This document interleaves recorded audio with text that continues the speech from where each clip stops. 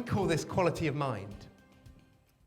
The quality of the thinking, the quality and the effectiveness of how we're using our mind. And why is it so important? Well, it's so important because it's the number one thing that has impact on how effective and how the quality of the mind, the peace of mind that we have, it affects everything.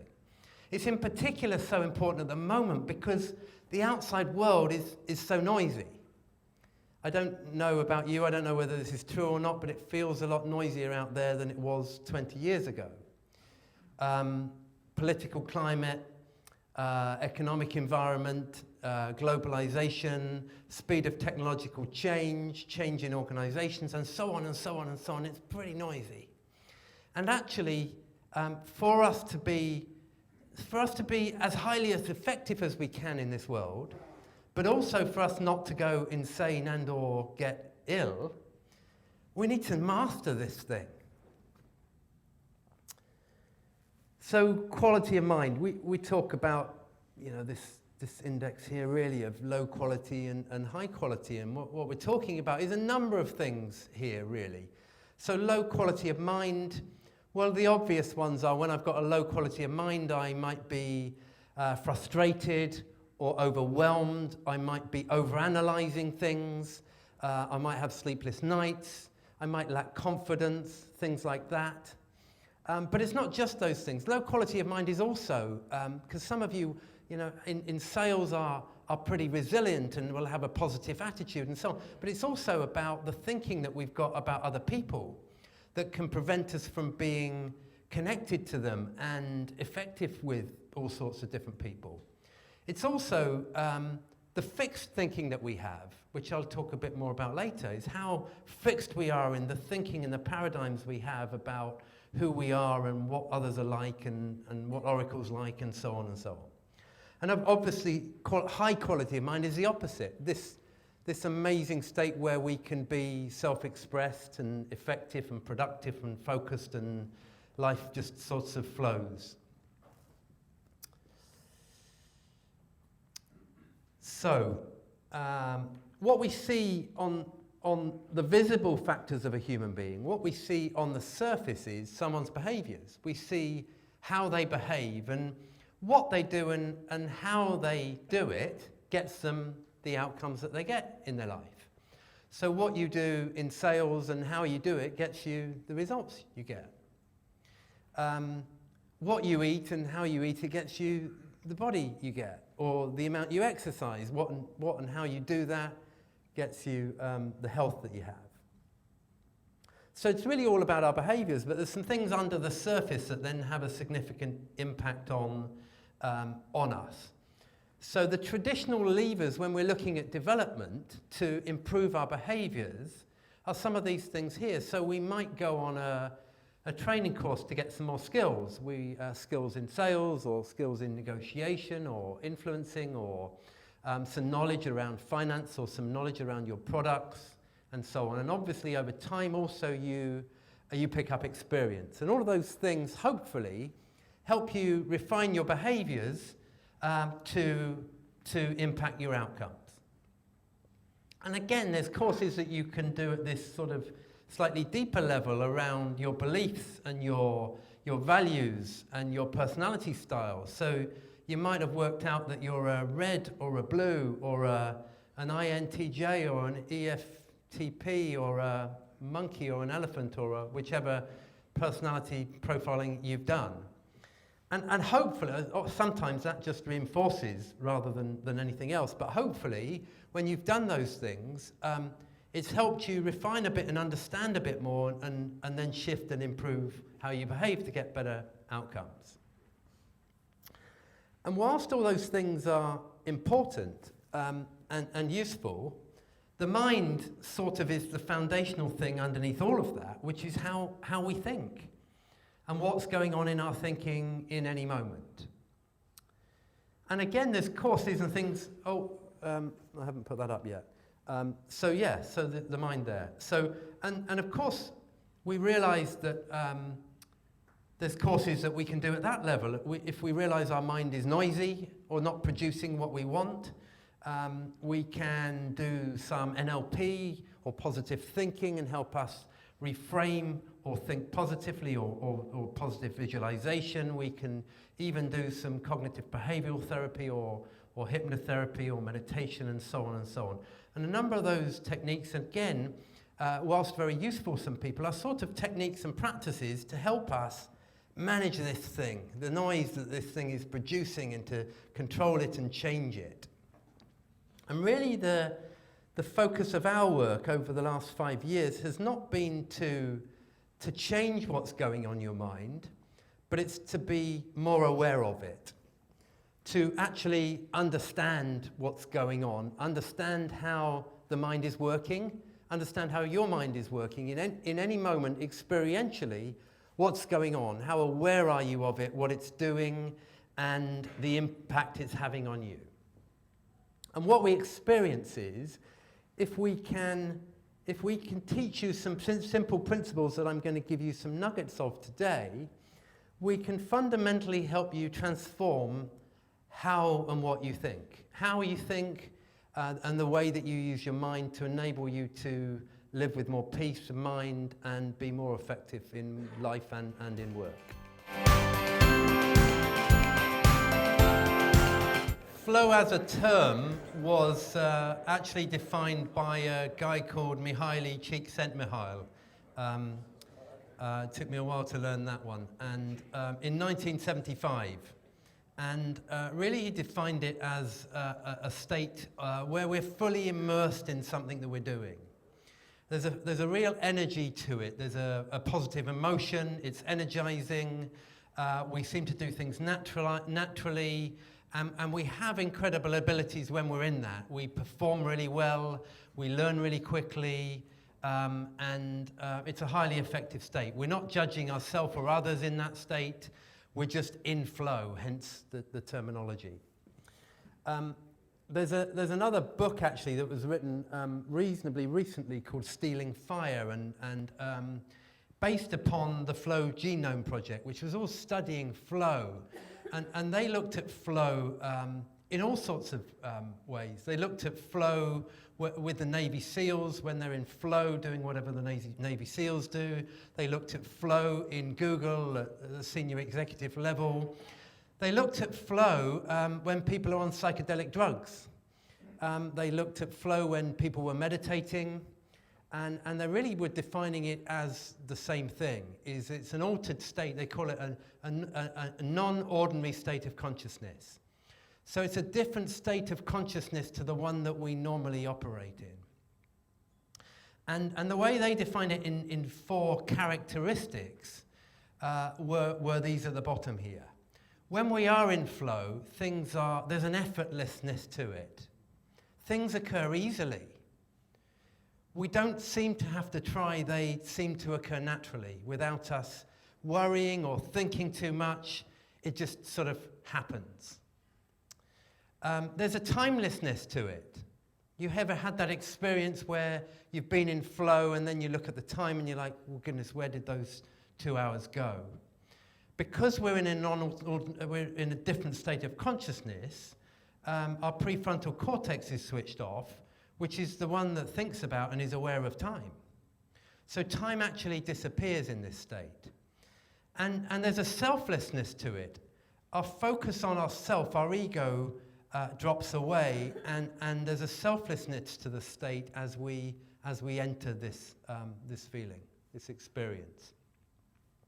And lastly, there's a richness to the experience. So it's really quite an enriching experience. It tends to be positive and energizing, and people enjoy it.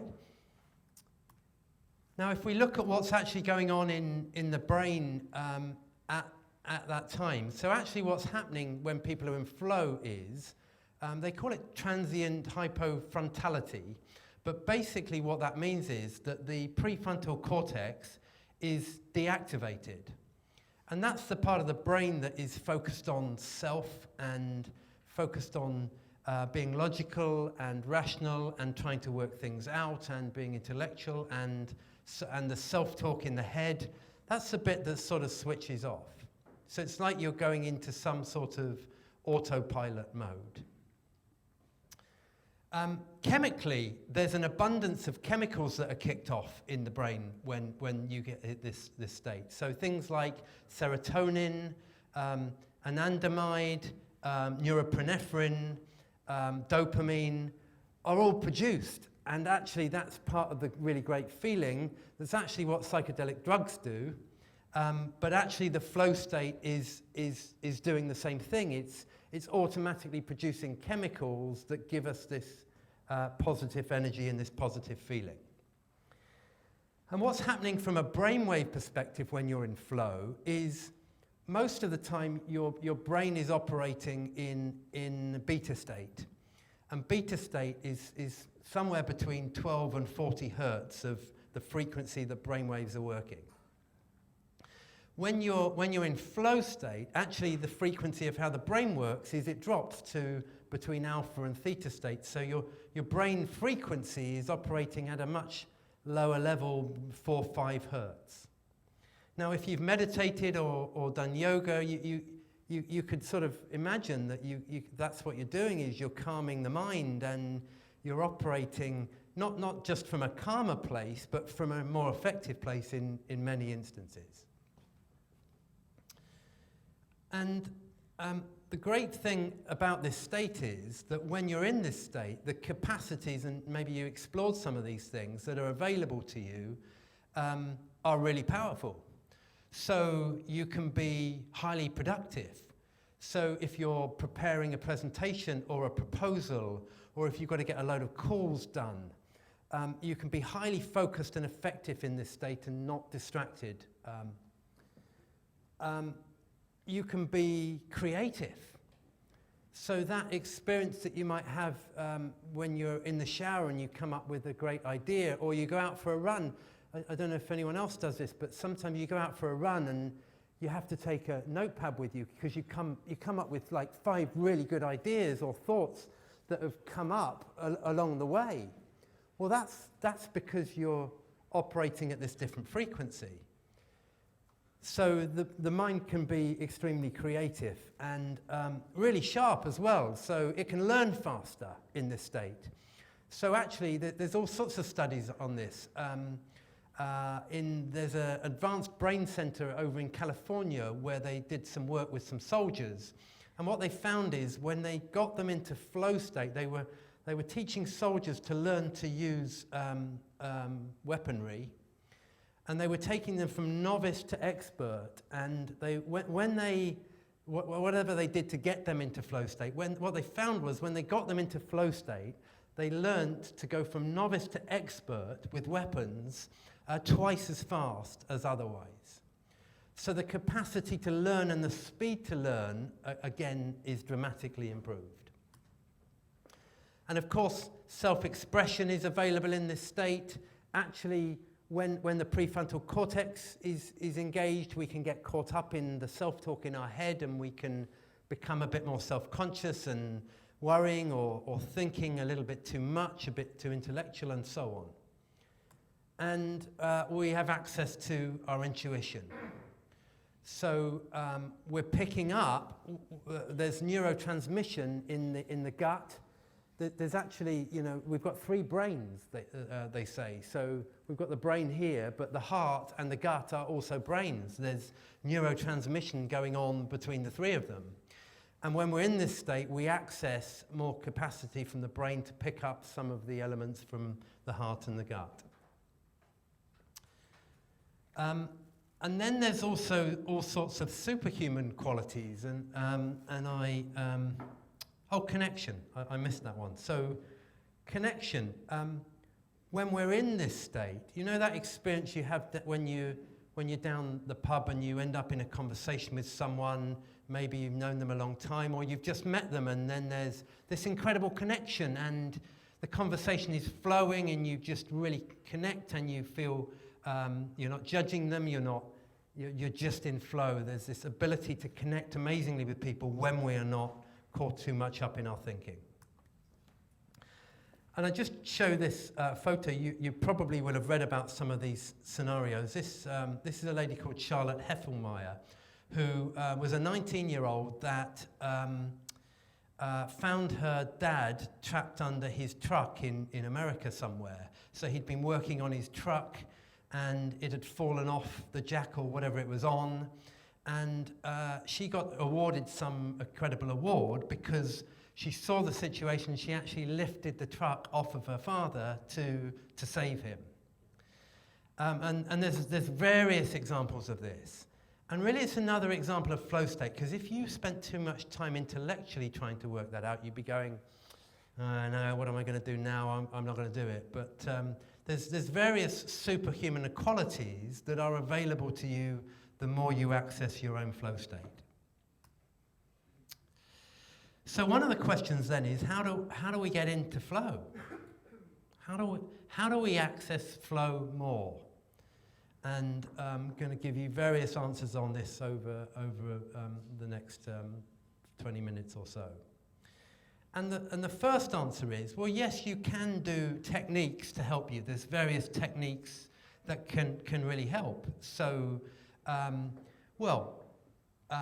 eat healthily, have lots of sleep, don't drink too much, all helps you access flow more easily. Be well prepared, helps you. We had a fencer on our one of our programs. He's quite a serious fencer in the UK.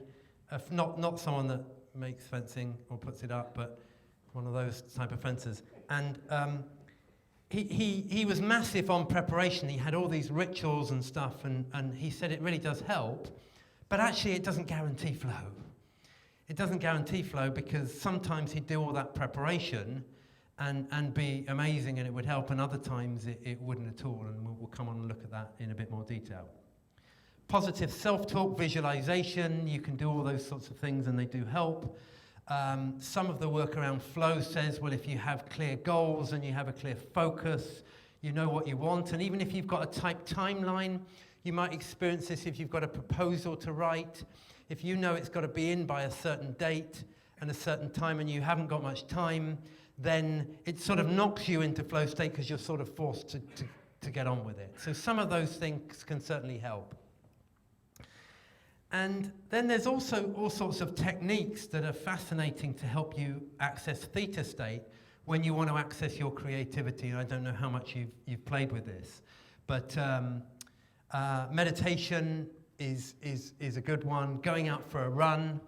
Now you can go out for a run and just go for a run, or you can actually go out for a run to be in theta state, to ask your mind to come up with ideas. And it does. Theta state also, by the way, is, I don't know if you're one of these people that lies in the morning, probably not when you're getting on a plane to come to Dublin, but theta state, when you first wake up, you're in theta state.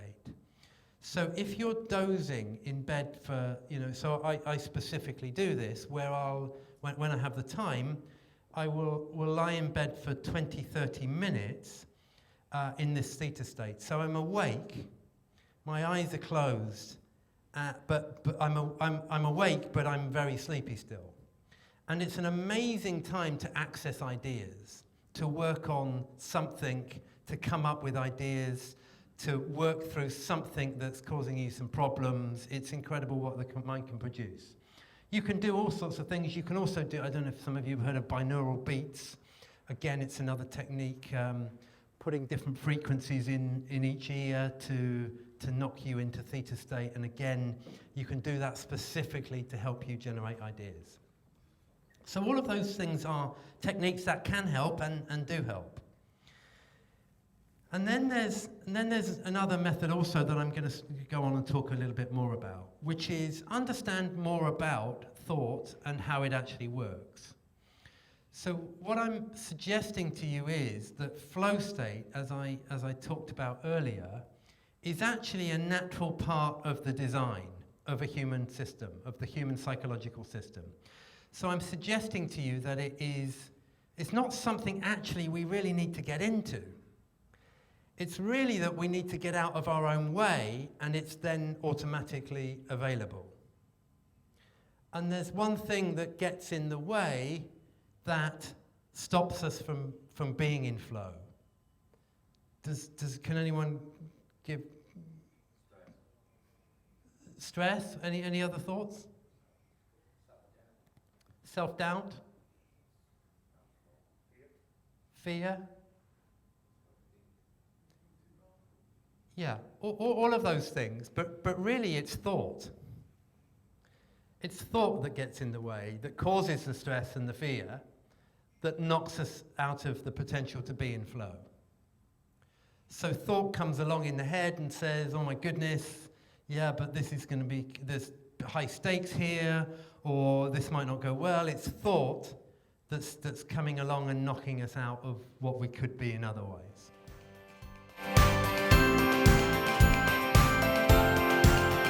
So I'm going to spend a bit of time talking about thought. So thought's not something we really spend much time talking about or thinking about. But you're having 60,000 thoughts a day, according to psychologists. No idea how they work that out. But 60,000 thoughts a day. Constantly, thought after thought after thought after thought. You're like a bubble machine, okay? Constant bubbles, constant thoughts, just constantly being generated. And wherever your thoughts go, they take you. So whilst you're listening to me, your thoughts are focused on me and you're having an experience of me and all this. But there will have been times during this talk where your thought was doing all sorts of other things. Like talking to yourself talk in your head, making judgments about me or about this or about whether you agree with it or whether you don't. Your thought goes off and starts thinking about the deal you're working on at the moment. In the moment that it goes off there, I disappear, and before you know it, you're thinking about your customer or something. Or you could have drifted off and been thinking about someone at home or someone you care about. But basically, thought is this incredibly powerful energy that's created in our psychological system that's going on all the time. And it's going on without us really thinking about it or being aware of it. It's also the thing that distracts us. So in a conversation, how much of the time are you actually there, present in the conversation, as opposed to being in your head and, you look like you're looking and listening, but actually you're only half there. Does that make sense? You can see that on people. Sometimes you can pick it up, or sometimes you just ignore it because you haven't picked it up yourself. So thought is this incredible energy that is creating your human experience.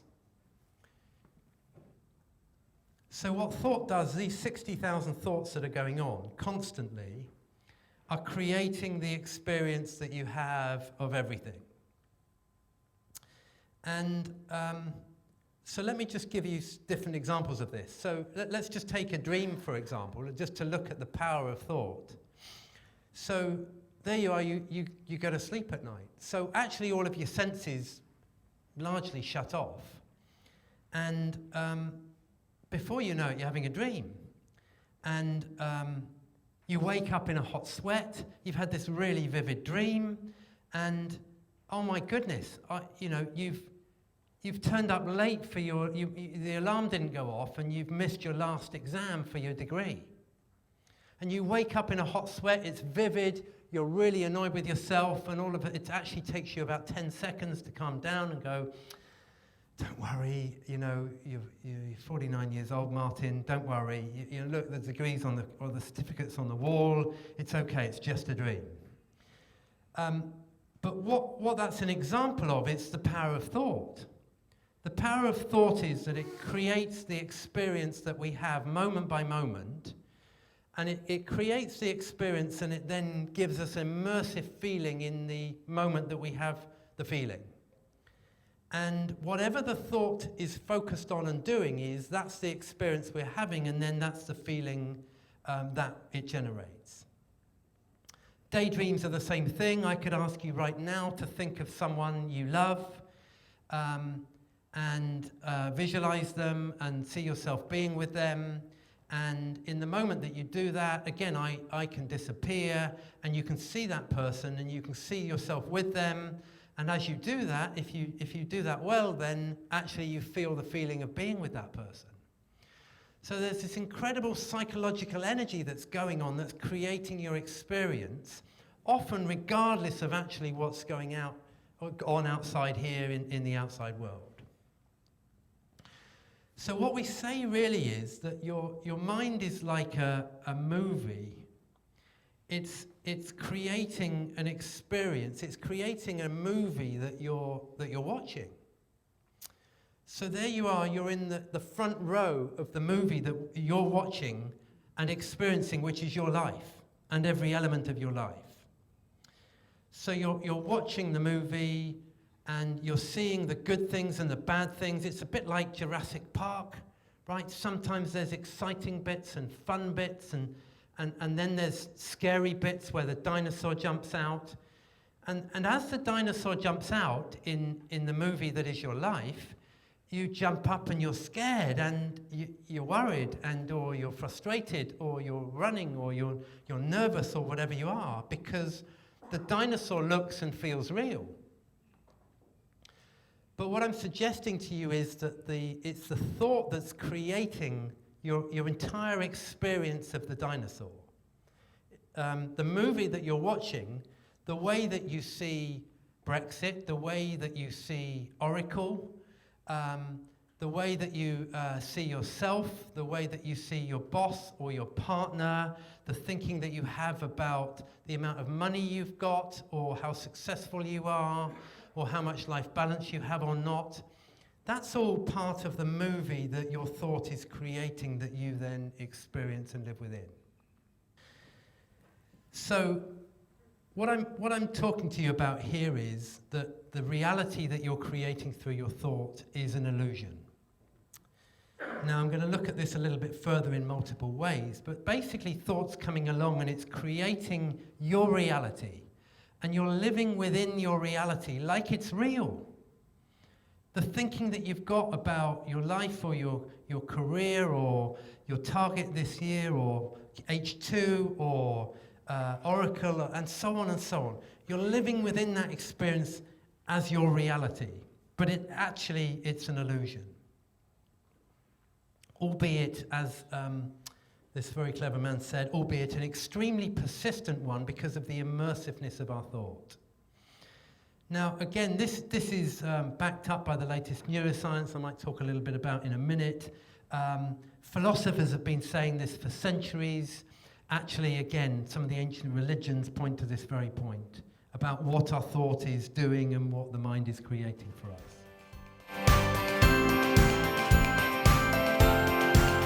So if we look at what thought's doing, it's sort of taking us on a roller coaster. Now, sometimes we think of life like a roller coaster with ups and downs. Well, actually, there's no ups and downs in life. There's only what our thought is taking us on.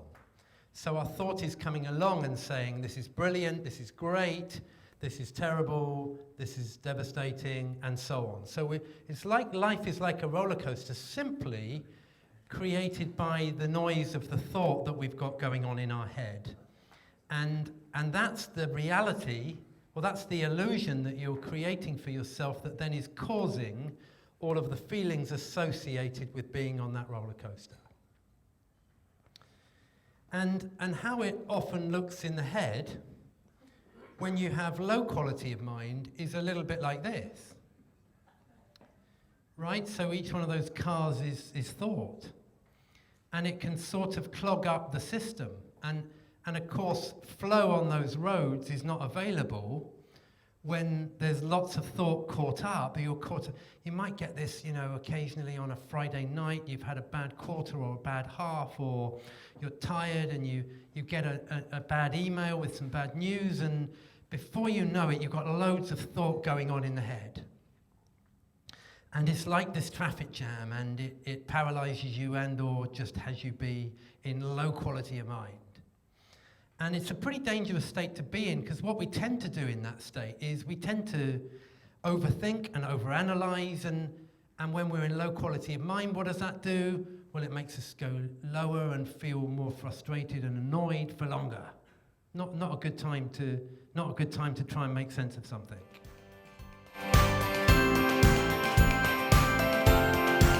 I'm going to just come on and talk another few different elements of thought. And you might have heard this experiment. They call it an experiment. I don't know if anyone's actually done this experiment. I haven't yet, and don't plan to. But apparently, if you put fleas in a jar, what you do is you put fleas in a jar and you put the lid on. Now, obviously, fleas have the capacity to jump an awful long way, 2 meters or whatever it is, something significant, way bigger than the jar itself. But apparently, if you put them in a jar, they will jump and jump and jump and hit their head, and they'll work out the confines of the environment of the jar, and then they'll exist within the confines of the jar so that you can take the lid off of the jar and they will never jump out. Because they've learnt the bounds of the environment, they've learnt to exist within the bounds of their thinking, of their experience, and we're like this. And I'm suggesting to you that there's a whole load of thinking that you've got going on subconsciously that's shaped you to be a certain way, that in some ways has helped you get where you've got to, but also potentially massively limits your potential in any moment.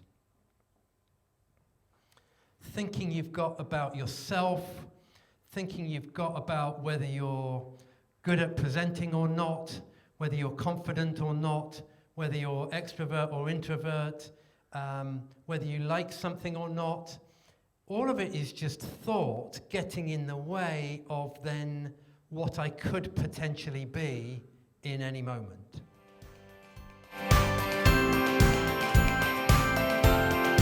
Move on and talk a little bit about the fact that we live in separate realities. So I've talked about reality a lot. So here's me with my movie production system that I am experiencing the world through. It's creating my thought and it's creating my experience in this moment. Now you're all doing that too. So there's 50 experiences and realities being created right now. And we all live in entirely separate realities based upon the thought that's being created in our head. We all think we're experiencing the same reality. We all think we're, in the same room, but actually this room is being created by each of us right now and our experience of it. So let me just give you my little example here. Put these 5 characters in one room. So we've got someone from a Maasai tribesman, we've got good old Donald, we've got a blind man, we've got a teenager, looks a bit like my 14-year-old son, and we've got a cat. So we put them all in a room,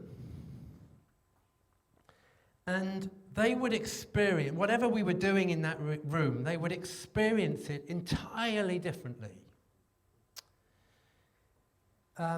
Based upon a number of factors. Based upon, first of all, their biology. So the cat, or the dog, or the bat, can pick up data that the humans here can't. So I might be sat there at night with my cat, and the cat's freaking out because it thinks it can hear something that I haven't noticed at all, and I'm sat there chilling out, enjoying myself, and actually the cat's freaking out, worried. So, and the blind man is another example of this, or someone that's colorblind, or whatever is. So the blind man here has access to different data based upon what his biology can pick up. Now he's having an experience based upon the thinking that's going on, based upon what he's receiving in. But his experience of the reality will be entirely different to the others. So biology plays a part, but who's having the real experience? Well, they all are. They're all having their own experience that's totally unique to them. So what's useful to know about this? So let me just see if there's any other points I wanted to make this. Because what we tend to do is we tend to judge other people. We tend to say, well, they're an idiot. They don't see it. They don't get it. Yeah? It's very easy for me with my son to say, well, why doesn't he understand that he needs to do his homework on a Saturday morning and not a Sunday evening? Why does he need to be on the Xbox all the time and this or that? How on earth can he have his whole life experience through the Xbox talking to his mate and not going out and playing in the garden? Well, that's just separate realities at play. Because he's grown up with a whole bunch of different thought, having a different experience of life with totally different to the thinking that I grew up with and have evolved into. So the more we understand that people are having totally different realities, the more that we can be less righteous about our own reality and more open to exploring those realities of others.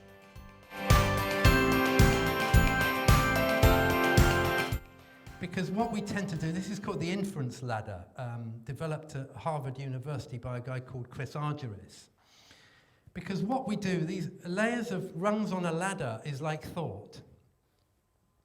So each layer, there's down the bottom there's data. There's data that we pick up from the outside world that we process.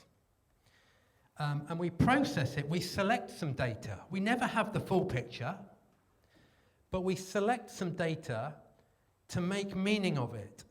And we make meaning, and then we make more meaning, and more meaning, and more meaning, and draw conclusions, and then act based upon that certain amount of data. So we're going up a ladder, so to speak, about, think of the person that you know who you've sort of gone up a ladder about because you've created a story about them in your head.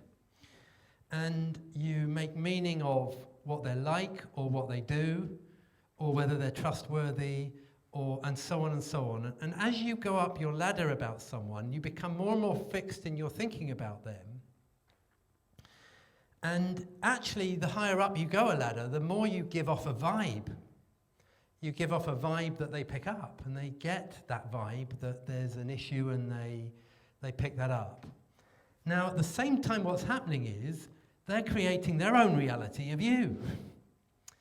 And they're picking up the various experiences that they have with you, and they're making a meaning of that too. And this, again, is how we lose connection and flow between human beings, is because thought's getting in the way, and they're going up a ladder and they're making thought, and they're having thinking and meaning, and drawing conclusions, and then shaping their thinking and behavior about you. And before you know it, when two people are up their ladder, what you've got is a lack of connection, a lack of relationship, and anywhere that you actually have got limited relationship, you've got people caught up in their thought about each other. So we talk about three values here that are really important. One is compassion. Having compassion for the fact that everybody is living in their own reality, and that's the way the human system works. So they're not right or they're not wrong, they're just doing what I'm doing. They're doing exactly the same thing, creating their reality. Number two is having curiosity. Curiosity to explore what's going on in their reality, not going up my own ladder, making up my own story about what they're thinking or why they're operating that way, but having curiosity to inquire. So I was thinking this from a sales perspective, is it's very easy to have thinking about procurement or someone in, someone in different parts of Oracle that you need to collaborate with that won't collaborate with you. It's very easy for you to be going up your ladder and not really to have got inside their head and inside their thinking as much as you can to be curious to understand the reality that's shaping their behavior.